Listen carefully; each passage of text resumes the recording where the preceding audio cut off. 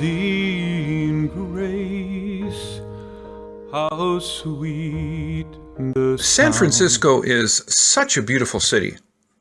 I remember how I walked on the Golden Gate Bridge years ago, wondering how it retains such beauty after numerous earthquakes and years of pollution.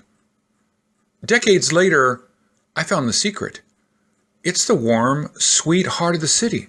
With the fog over the Golden Gate Bridge, the cable cars passing by colorful Victorian houses, San Francisco is a financial pillar for California's economy. However, under the glittering city lights and refreshing ocean breeze, lies a city with the second highest homeless rate in America.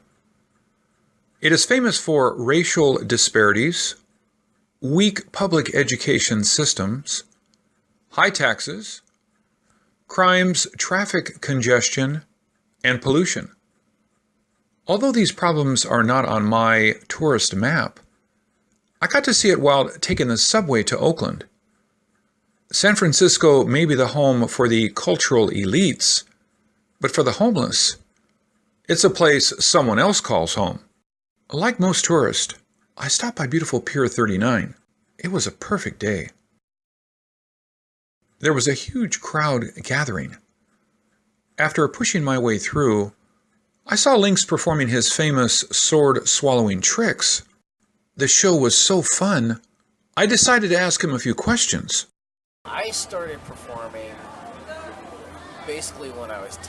I was adopted when I was 10 years old with a family here in San Francisco, but we ended up moving and doing some other stuff.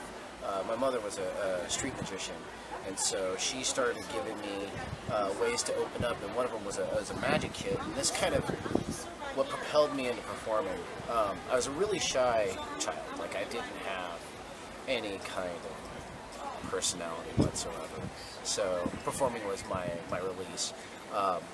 When I turned 15, I ended up leaving home. I had a tragic incident that happened then, and ended up leaving home and traveling around and watching street performers. And the street performers really intrigued me because, one, they just knew how to engage with people and show them things that most people wouldn't find in any normal venue or theater setting.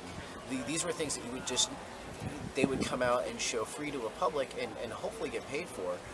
Living on the street at that time, that seemed like the ideal way for me to make money. Lynx is a Euro-Asian, a French father, and a Korean mother.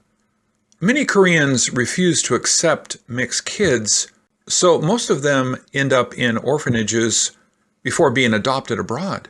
That was how Lynx got here. He's gone through quite a lot.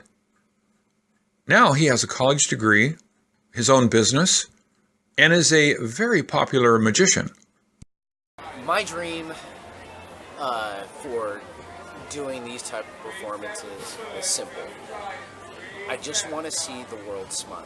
I want to give back something that I didn't have as a kid. In a city where the average home costs over $1 million and $350,000 buys you a home like this, life must be challenging at times.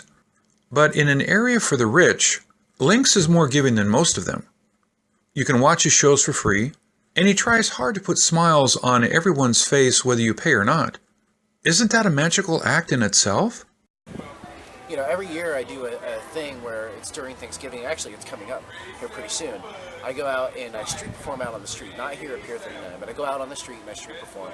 And all the money that I make, all the tip money that I make, I either donate it to a good cause, or I buy socks and oranges and water and bananas, and I drive around town and I give it to people that I think are in need. There is no magic wand to lift poverty, just like there is no spell to make pain go away. But if you are willing to share what you have more than people who don't share. Now I know why people leave their hearts in San Francisco. It is a place they can set their hearts free and be happy. This is Ken Peters. Thank you for watching.